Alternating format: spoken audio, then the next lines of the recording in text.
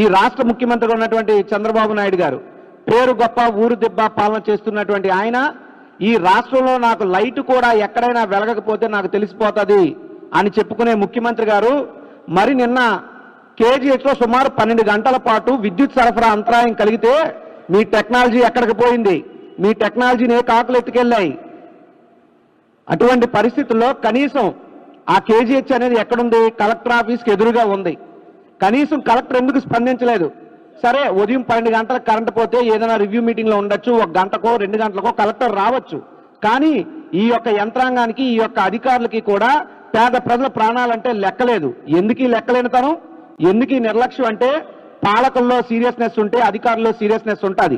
పాలకులు సీరియస్నెస్ లేదు కాబట్టి ఇప్పుడున్నటువంటి కూటమి ప్రభుత్వ పెద్దలకి పేద ప్రజల ప్రాణాలన్నా ఆరోగ్యం అన్నా లెక్క లేదు కాబట్టి పేద ప్రజల మీద చులకన భావంతో వాళ్ళు ఉన్నారు కాబట్టి అధికారులు కూడా ఎవరూ స్పందించలేదు. సరే, 12 గంటలకు రాలేదు, 1 గంట లేదు, 5కు లేదు, కనీసం 6 గంటల కన్నా జిల్లా కలెక్టర్ ఎదురుగా ఉన్నటువంటి కేజీహెచ్కి ఎందుకు రాలేదు? సరే, జిల్లా కలెక్టర్ గారు రాలేదు. Where is the joint collector? Where is RDO? Where is MRO? కనీసం ఒక్క అధికారినైనా అక్కడ ఉన్నటువంటి సమస్య ఏంటి, పడుతున్నటువంటి ఇబ్బందులు ఏంటి, దానికి చేయాల్సినటువంటి చర్యలు ఏంటి, మానిటర్ చేయడానికి, పర్యవేక్షణ చేయడానికి ఒక్క అధికారిని అంటే ఒక్క అధికారిని ప్రభుత్వం నియమించిందా నేను అడుగుతున్నా.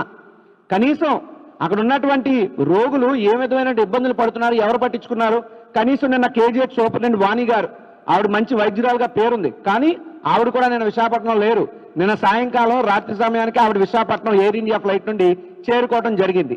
వచ్చినటువంటి కేజీహెచ్ సూపరింటెండెంట్ గారు అంతరాయం కలిగిన కేబుల్స్ దగ్గరికి ఆవిడే వెళ్ళాలి, టార్చ్ లైట్లు పట్టుకున్నటువంటి సిబ్బంది దగ్గరికి ఆవిడే వెళ్ళాలి, రోగులకు ఆవిడే సమాధానం చెప్పాలి. కరెంట్ ఎప్పుడు వస్తుందో తెలియదు. మరి మిగతా అధికారులు యంత్రాంగం అంతా ఏం చేస్తున్నారు? ఏసీ గదుల్లో కూర్చుని కబుర్లు చెప్పుకోవడానిక మీరంతా ఉన్నదని అడుగుతున్నా. ఈ యొక్క ప్రభుత్వం నిమ్మక నీరెత్తినట్టు వ్యవహరించడం వల్ల నిన్న సరే అంతరాయం కలిగింది. అంతరాయం కలిగిన తర్వాత ఒక 5 జనరేటర్లు ఏవో ఉన్నాయని చెప్పి ఐసీయూలో, ఐఆర్సీయూలో, ఎన్ఐసీయూలో, సిఎస్ఆర్ అండ్ ఎమర్జెన్సీ వార్డ్స్లో పెట్టారు. అంతవరకు బాగానే ఉంది.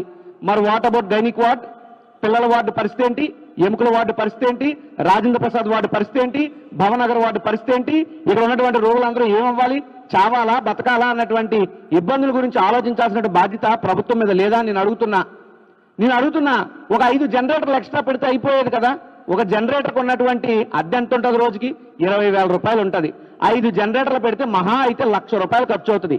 అత్యవసర పరిస్థితుల్లో అంత పెద్ద ప్రభుత్వ ఆసుపత్రుల్లో ప్రజా వైద్యం కోసం అత్యవసరంగా 1,00,000 రూపాయలు కూడా ఖర్చు పెట్టలేనటువంటి దయనీయ స్థితిలో ఈ ప్రభుత్వం ఉందా నేను అడుగుతున్నా.